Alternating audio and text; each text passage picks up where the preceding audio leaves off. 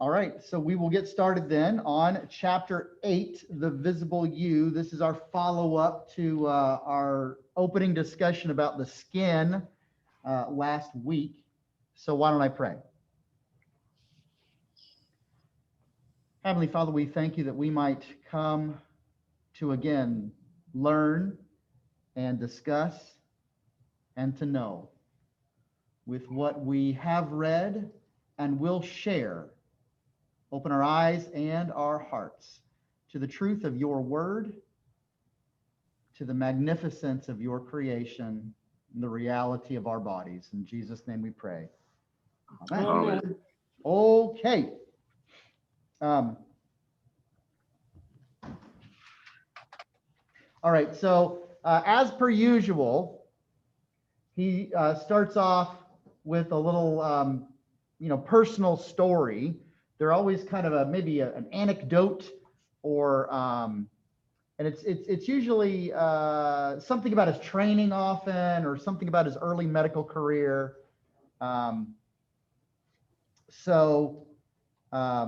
What's the what's our opening story this time? It's his wife's story. Well, yeah, and that's kind of fun. Like most of them have been about him, and this time it's about his wife, who, as a as an eye surgeon, must be extraordinarily talented herself. That's kind of the funny thing is she probably has as many stories as he does, and did as much work. It's just, we've been kind of concentrating on his specialty. And now this is one of those fun times where we see her, and he's, it's really not about him at all.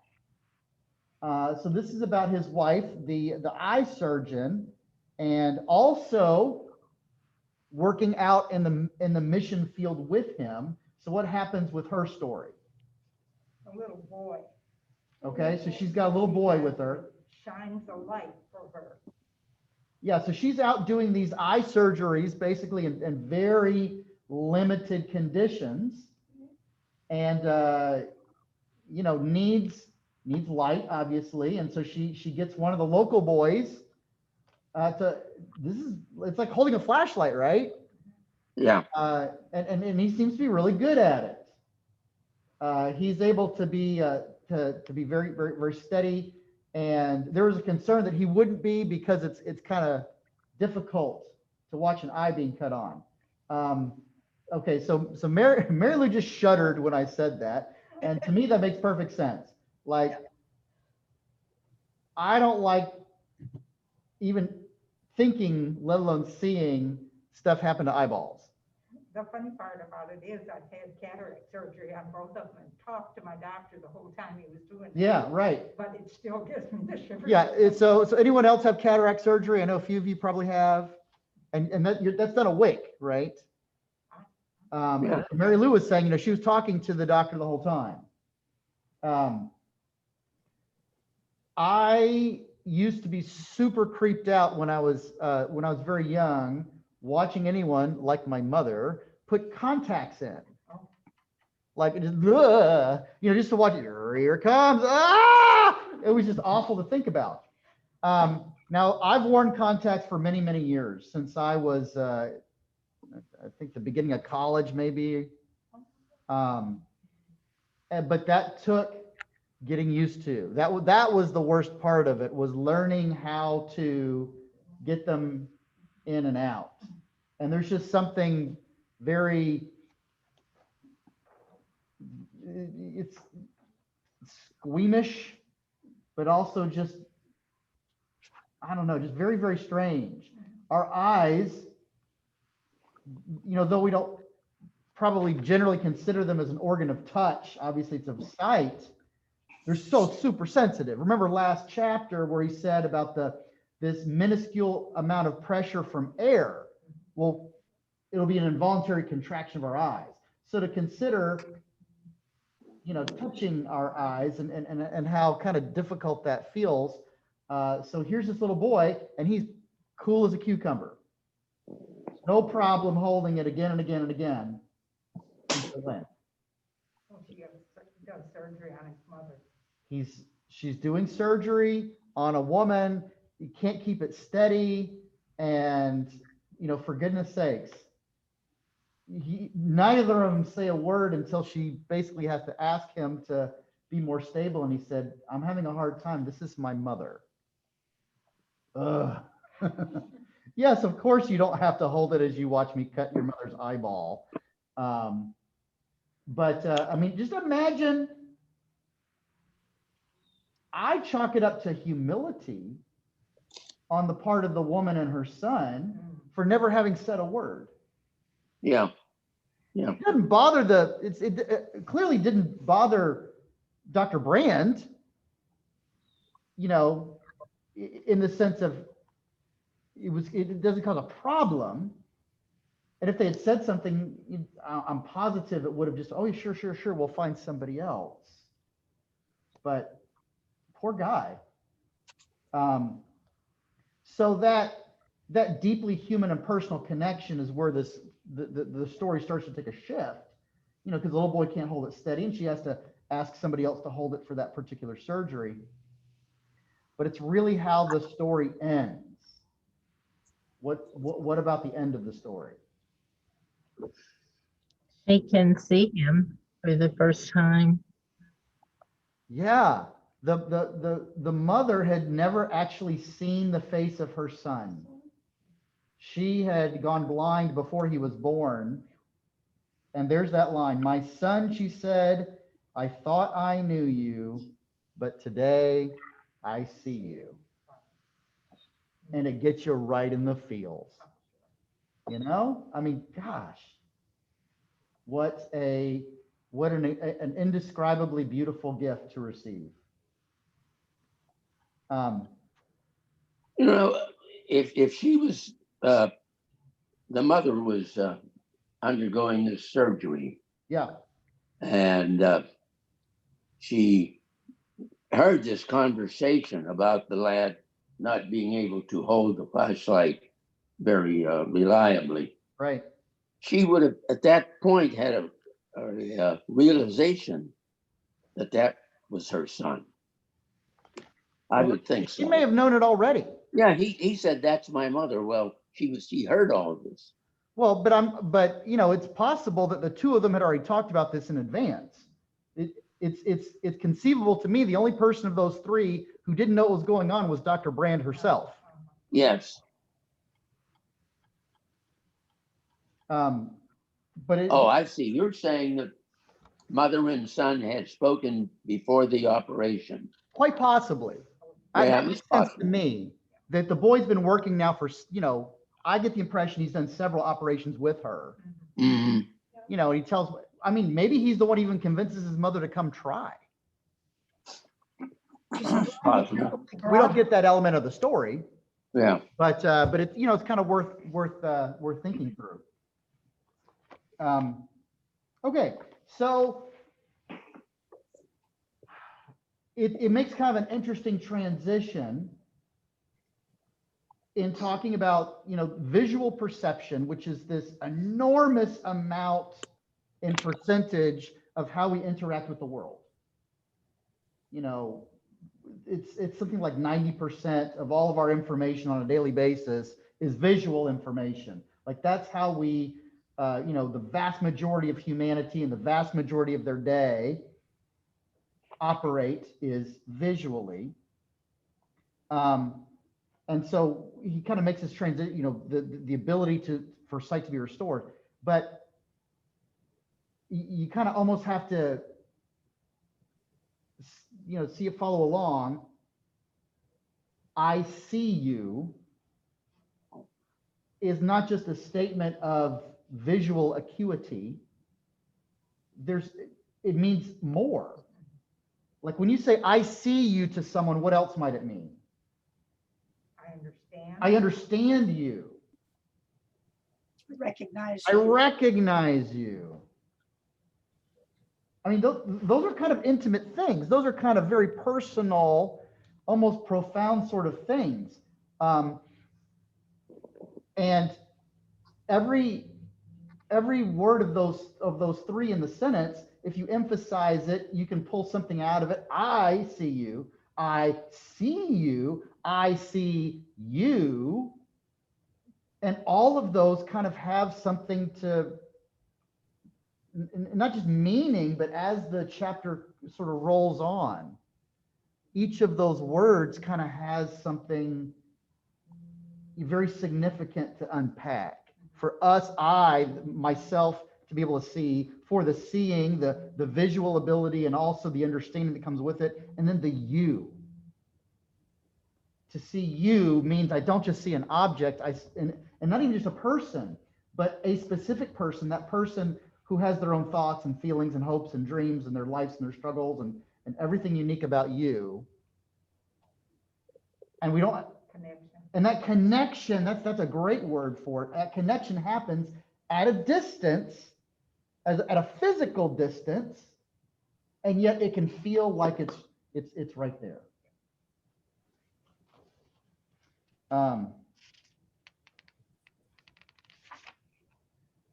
So the body's canvas, and we get a little bit of a men's morning routine, women's morning routine. But for the most part, just about everyone paying attention to their skin at some point, and kind of feeling like you're not really ready for things until you've done something. Washed yourself, shaved yourself, makeup, something. Kind of like you're not quite ready for the day.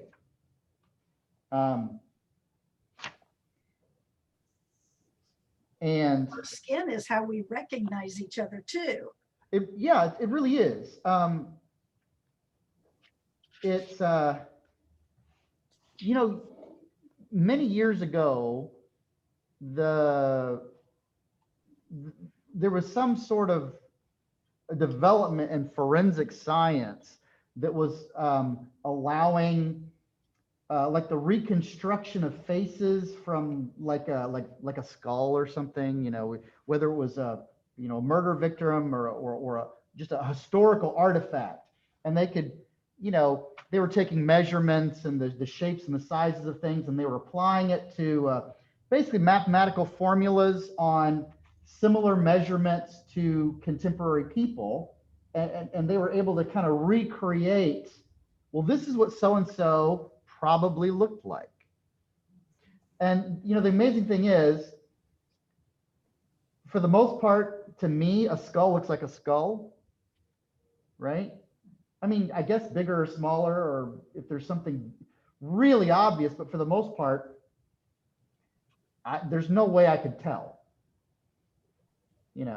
The whole concept of, well, we discovered the identity of the victim through their dental records. Like, okay, I would have the slightest idea. But to think that skin, that what's holding our insides inside, is also how we identify each other and identify ourselves. If I woke up purple with spikes coming out of my skin, I would not recognize myself, and I would say there's something wrong, that's not me.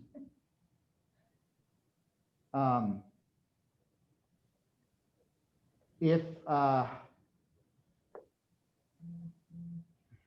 my phone's going crazy. When my blood cells were really down very low and I needed transfusions, they could tell by looking at me because I was so pale. Yes. I had no color. And then after I'd have the transfusions, my color and everything would change.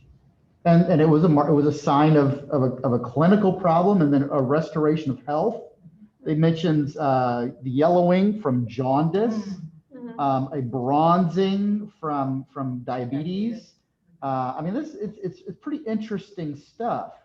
You were talking about forensics a few minutes ago. They can take a small child's picture and age and. Sure, yeah, isn't that interesting? Again, those are like based on mathematical formulas, averages of populations and stuff.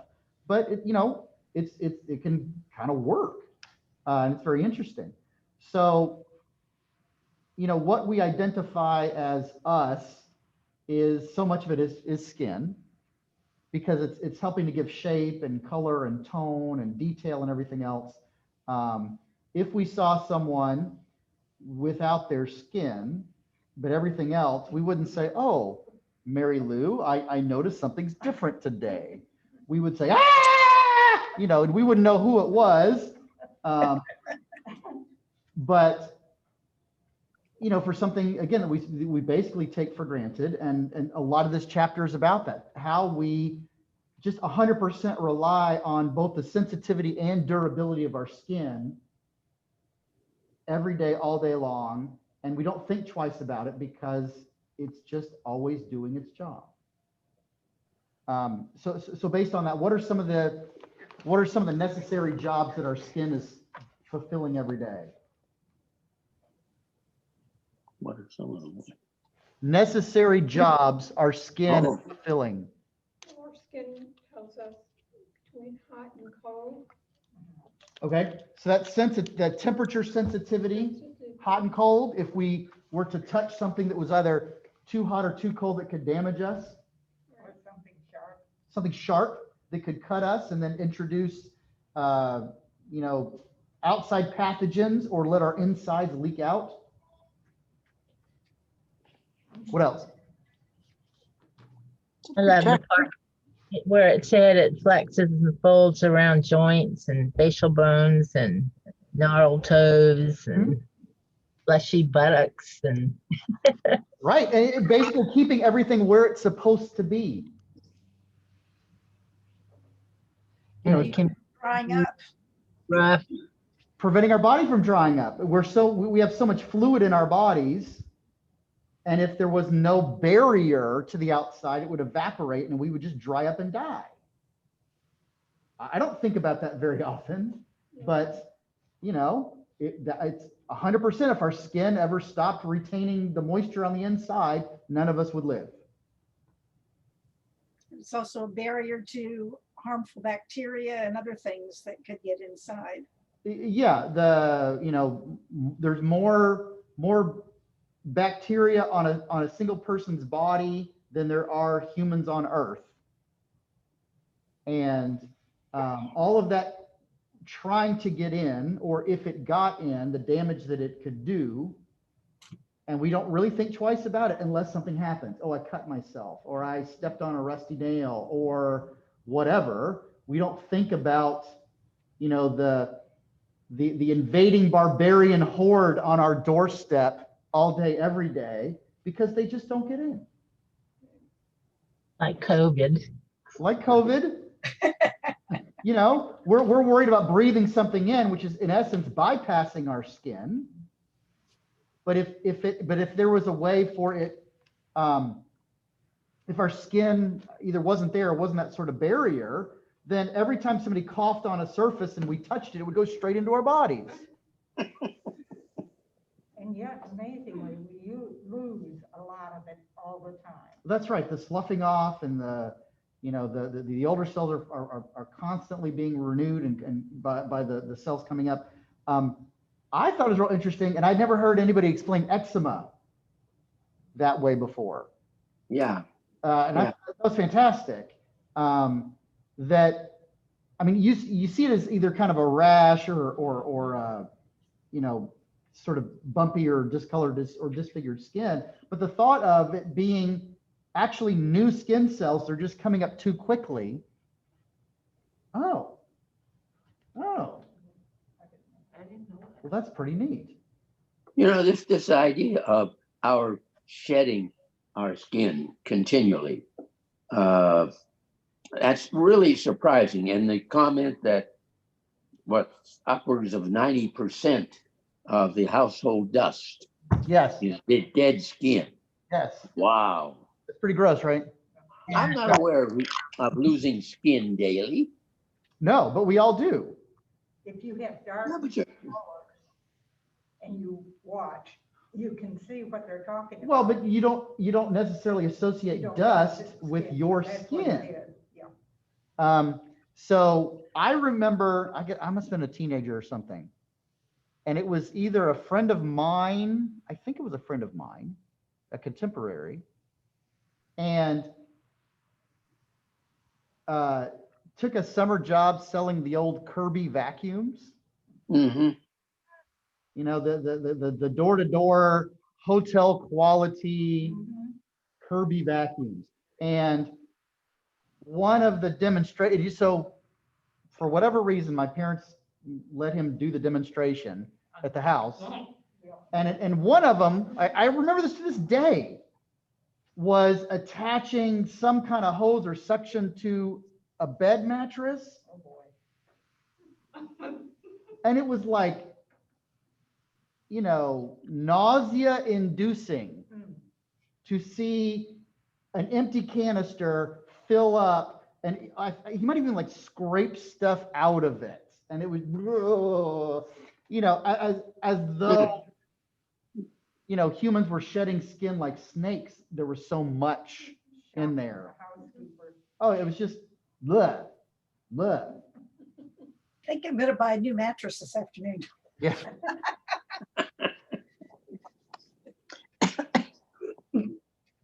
Out of the mouths of babes. Yeah, thanks. So there was another, and this was, I thought this was kind of, this is sort of interesting because he comes back to it a couple of times, about the skin giving clues to the emotional world within.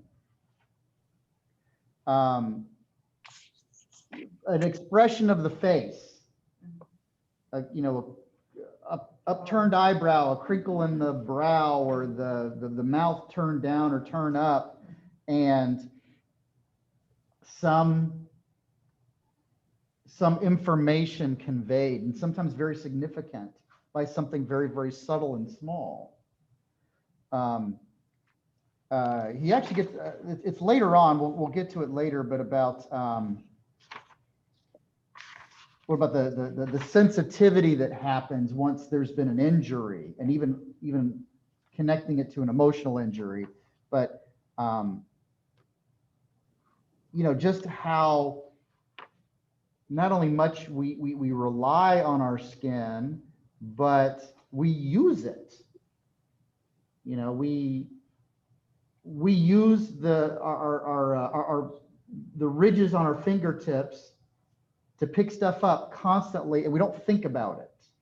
We're not, you know, necessarily anticipating the textile grip, but it's true. And how many things would we have trouble hanging on to if our fingers and hands were as smooth as some of the skin, the same skin, but from some other part of our body?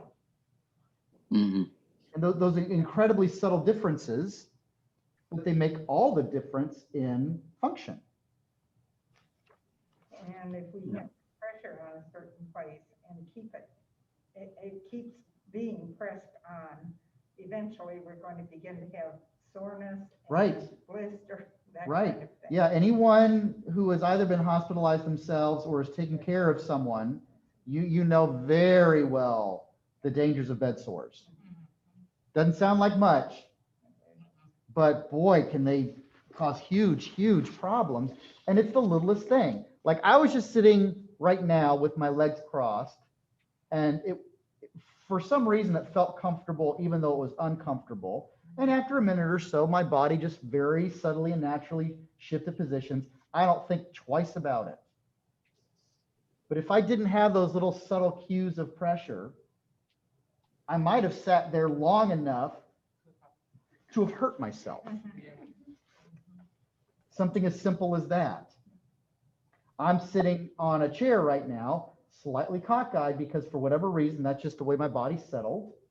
But within a minute or two, I'm positive, I'll just sort of shift very subtly. I won't think twice about it, but it can be all the difference between just never noticing it versus causing some sort of problem.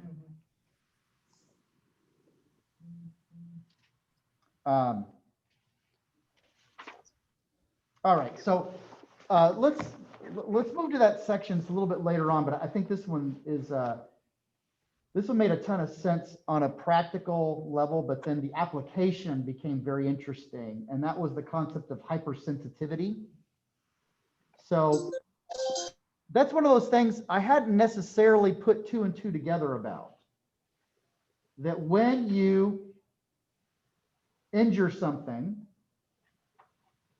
it becomes more sensitive so that even a slight touch alerts. Now, I mean, we all know that, you know, if you've ever had, say, a sunburn, the barest of touches, and so, but when you kind of think about it medically and biomechanically, the whole concept of the nerves sort of being on high alert because of the injury to make sure that no further injury happens, that the touch itself maybe it isn't really going to cause a problem, but because that area has already been hurt, the body is like sending out the warning bells, like don't do anything else there before we have the chance to heal. Alert. Yeah, right. You know, and so, you know, he gives a few different ways about, you know, maybe it getting too hot or too cold. Obviously, the same thing about you know, getting a physical injury. They had that tool that he had described. I guess they were using that for leprosy patients to maybe measure their sensitivity about some kind of metal tapping, and it felt perfectly fine. But after, you know, a few minutes, it started to really hurt. And then if you went back to it the next day, you could only handle it for a few seconds because the body was still sort of registering, you know, that it had. Now, is it the skin cells that sense this, that communicates with the brain, or is it the nerve cells underneath the skin? I'm a little confused on that. Yeah, and I couldn't tell you. I assume that it's skin and nerves in concert because the nerves aren't exposed to the outside world. The nerves aren't actually the ones that are being directly impacted by either the temperature or the hit. It's the Must get, yeah. so the skin has to be communicated. That information has to be communicated Right. to the nerves, who then tell the brain, hey, we have something going on. Yeah, right. Well, that sense, I thank God for the millions of sensors embedded in my skin. Yes. Sure. And when you think about it, not only are there, you know, the number of nerves clustered in certain areas are much higher than others. Yes. Get around our body, but those nerves are mostly clustered at the boundary of our skin.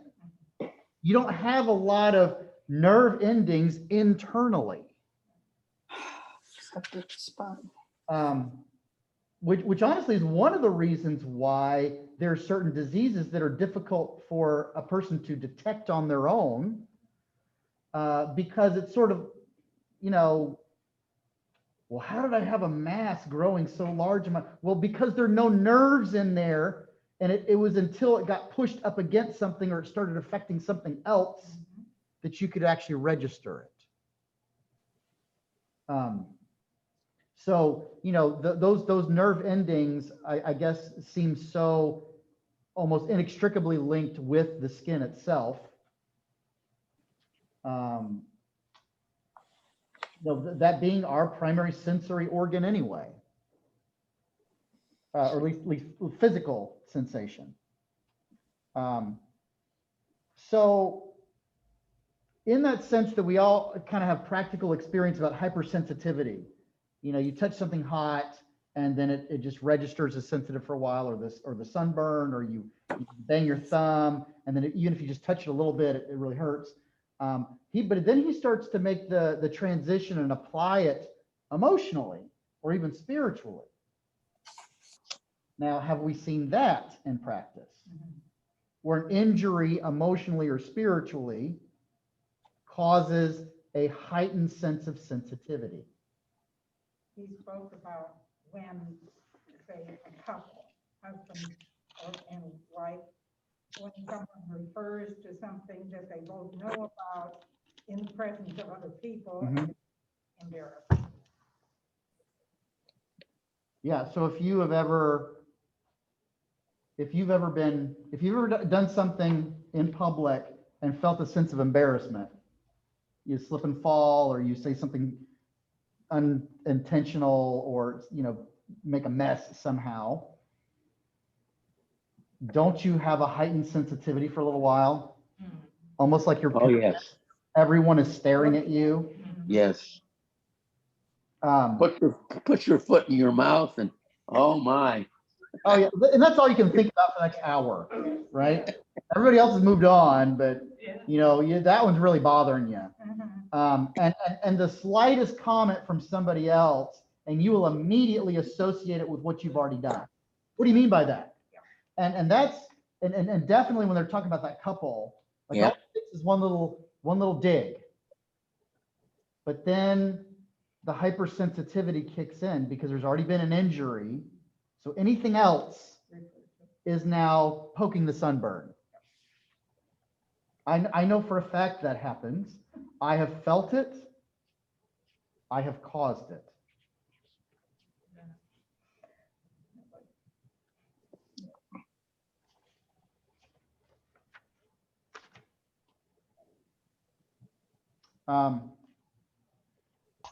So what about within the church?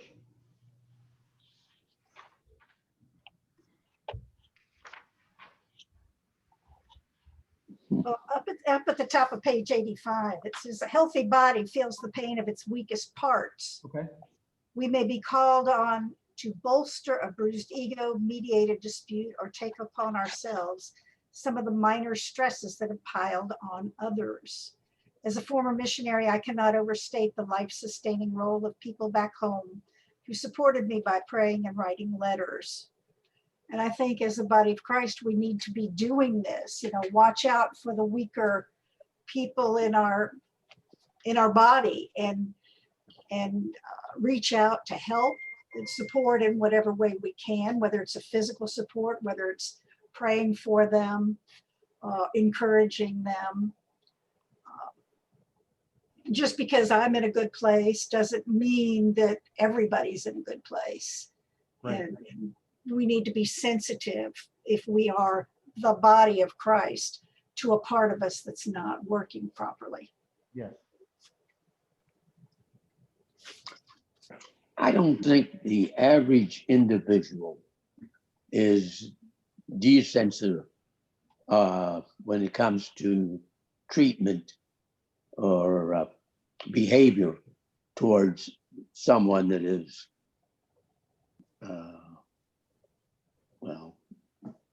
beneath, not right, I'm trying to say, but someone that has a disability. Right. It's the extreme of that. That's your bullying, but the average person, I don't really feel treats others that way. Yeah, But you're probably right. look at when this was a very blatant example to me. We used to have a dine out club here in Sandpiper, and there were, I don't know how many couples, I think 8 couples. And this one lady, and it was a couple, and their daughter had cancer, and she was a rather hyper person, and the daughter did not tell her that she had cancer until it was very advanced.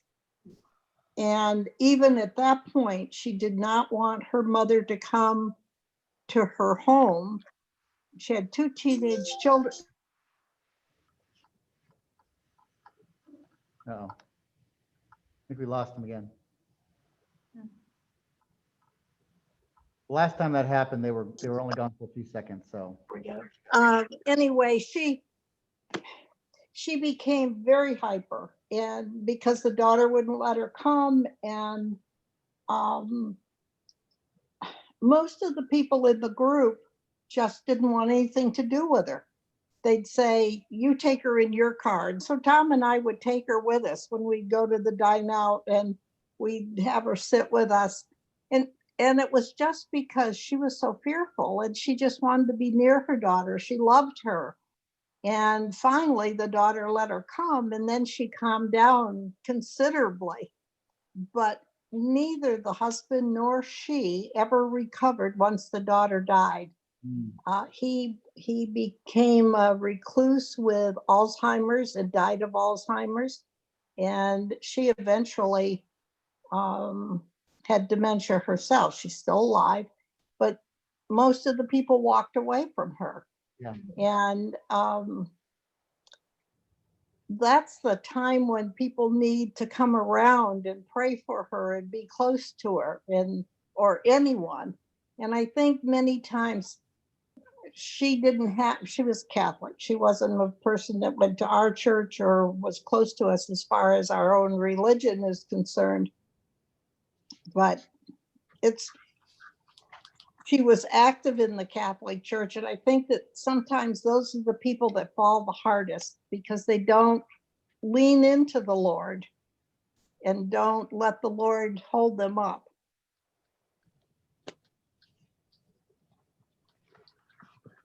Yeah, I think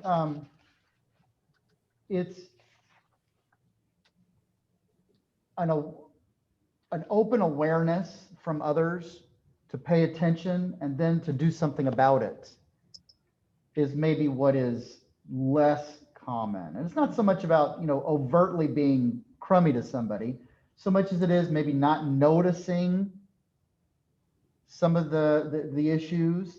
And then even if you notice it, you don't follow up on it because it's difficult or awkward, or there's always more that can be done. But trying to find that way in which, if we operate as a body, that we can notice the injury or pain of the smaller member and try to do something about it. Marion mentioned Alzheimer's. One of the things that people have a great deal of difficulty with is knowing what to say to someone who has Alzheimer's, how to carry on a conversation. And really just being there and giving the Alzheimer's person a chance to say something and you respond to it is more been there than that. Yeah, Patient right. in the house that didn't get a lot of visitors because they were leery of, how do I carry on a conversation? Yeah, it kind of wraps us up in making a church illustration about this. The woman who loses her husband, and the church steps in to do very practical acts of love and care, and there's healing that happens in that woman because the church body, like a human body that sends attention to that hurt area, they sent attention to aid in that healing and in that recovery, and it made a real difference. Those practical things were really good way to get in there. Absolutely. So the last couple of sections, there was sort of an interesting anecdote about him developing calluses, which helped him over a summer. But then as soon as he went back to the medical field, the same calluses that protected him from being sore and getting burns and stuff like that on the ship were preventing him from feeling all of those sensitive things, kind of like we talked about last. Remember the hand on the belly and feeling all the things going on. So those same calluses that protected him now were impeding him from being as sensitive as he should have been. But even that sort of worked its way out. So when he was too sensitive, the body compensated and gave him extra protection. And then when that protection wasn't needed anymore and the sensitivity was, the body compensated and the calluses wore off and the sensitivity from into his own hands kind of came back. Yeah. And that is both just sort of an amazing part of our anatomy that flexibility, the responsiveness to a need. But again, now applying it in personal ways, applying it corporately through the church. Sometimes there is more sensitivity needed. Sometimes there is more durability needed. Are we able to remain flexible enough? Are we able to remain responsive enough to kind of gauge what's needed at a particular time and respond to it appropriately?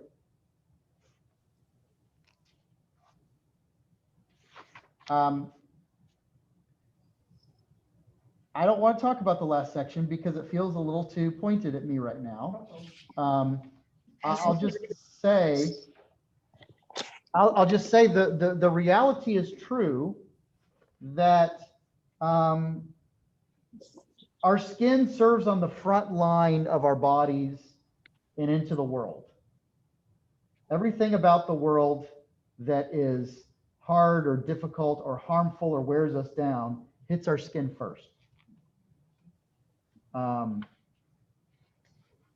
Whether it's impurities in the air, whether it's ultraviolet radiation, whether it's dirt and grime and bugs or bacteria or physical force, our skin takes the hit first, all the time, every time. And so, just kind of an awareness of that it's super easy to take for granted because we count on really not having to think about it, but to be aware. When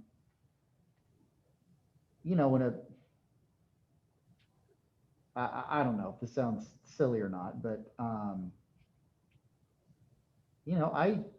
moisturize, use a skin cream or whatever, just to come out of the shower, and that's just part of, the thought. I feel a difference, like when my skin is real dry, and then I wonder, it might not make a difference in a day or two, but the fact that I've done it for a long time, are things maybe a little healthier than if I hadn't been taking care of it?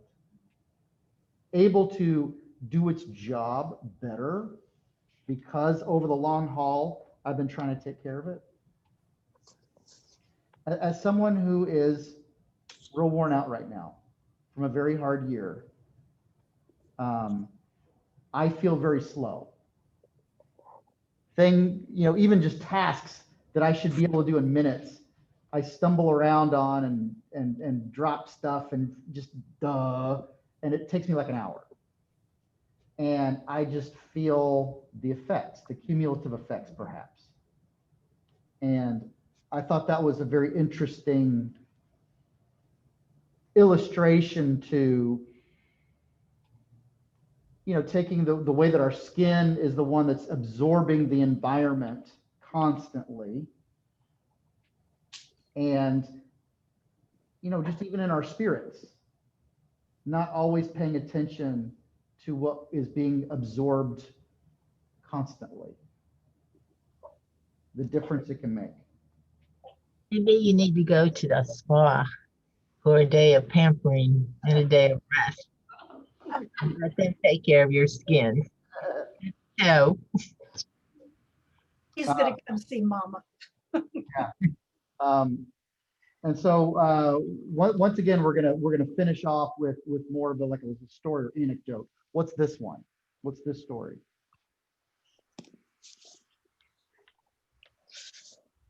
And it's definitely personal because it's talking about His mother. That's right, Granny Brand. Oh my gosh. When she was too old to be a missionary and they made her retire, she just went to be a missionary somewhere else. Yeah, right. Climbed a mountain and built herself a shack and kept on treating people. That's right. And so they're on the front lines of caring for people, and her skin being on the front lines of all this effort. And she was, real leathery and probably, just kind of worn, like somebody who had really been through the ringer, which which she had been, and it showed. But what might have looked to someone else displeasing, I wouldn't want to look like that, or that doesn't look good to me.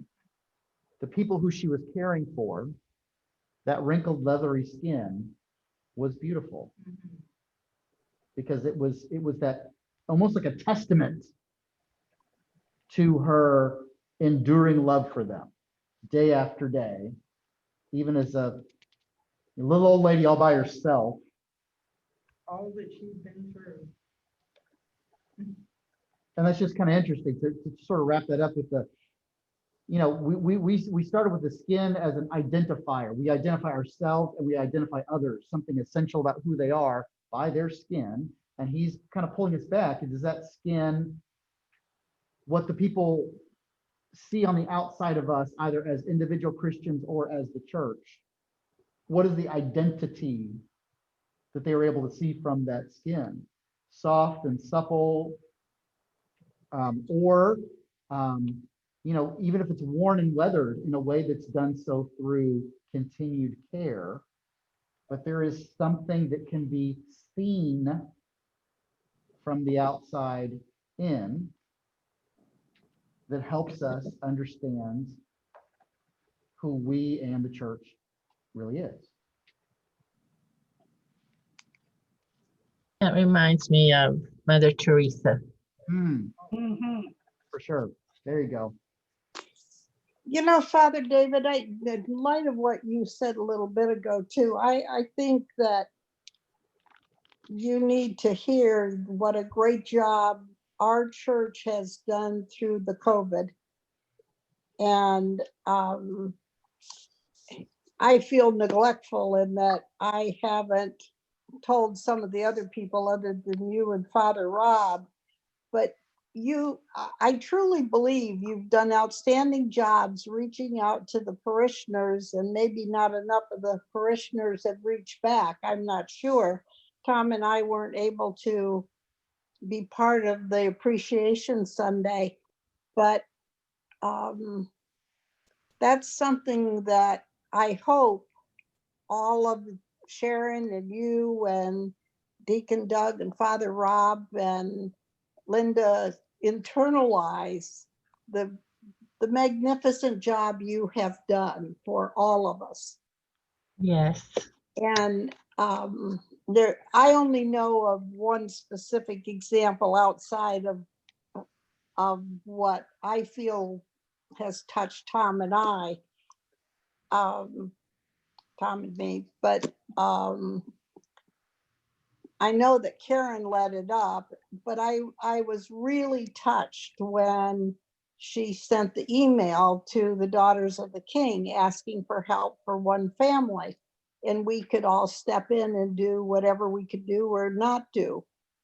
And I know that that person or that family was very touched with what they received. Yeah. And none of us would know that if you in the leadership were not doing the magnificent job that you do. And that's the skin of the church. There's another thing Karen did. She called people every so often just to check and see how they were. Yeah. Appreciated that so very. It's not for nothing that you have made me think of, and I'm, a little resentful. You've made me think of Priscilla of blessed memory, and one of her favorite phrases to describe why we were going to do a certain activity was Jesus with skin on. Like that was her shorthand for describing the work of the church, especially in mercy or care. Jesus with skin on, where we talk about the body of Christ, but there needed to be a tangible way for people to see it and feel it in a particular moment or in a specific circumstance. And that always made an impression on me. I still remember it. And it hopefully will continue to always be a part. Along the same lines, we are his hands and feet. That's right. So we're very blessed to be parishioners in St. Stephen's. Well, thank you. I feel blessed to be here. I just got to say, this has been a very difficult year. I believe we've now hit 12 deaths since April. And if we want to talk about a body, when a member of the body, when a part of the body is gone, the body is no longer a whole, and there is loss, and there is hurt, and there is change, and there is difference regardless. And you know, this year just won't quit. But they're all in God's hands. True and agreed. Oh, we are suffering. So no book study next week. Basically, I'm trying to take the advice of that last part of the chapter. My wife has been on me now Hooray. for quite some time to get away for a bit. Bless her And there's heart. really been no time that I thought I could do it. And even this next week is going to be more complicated than I know, but people are trying to work stuff out behind the scenes to allow me to do that. And I'm very appreciative, and I want to take that sacrifice seriously. And anyway, between that and then, you know, next week, nobody really wants to be sitting here when we're worried about our turkeys thawing or if somebody's traveling or whatever. So that's just kind of a natural extra time. So we will pick back up again in a couple of weeks after Thanksgiving. Chapter 9. Chapter 9. All right. All right. Okay. Thank you, everybody. Thank you. Bye, everybody. Happy Thanksgiving to everyone. You too. Thanksgiving.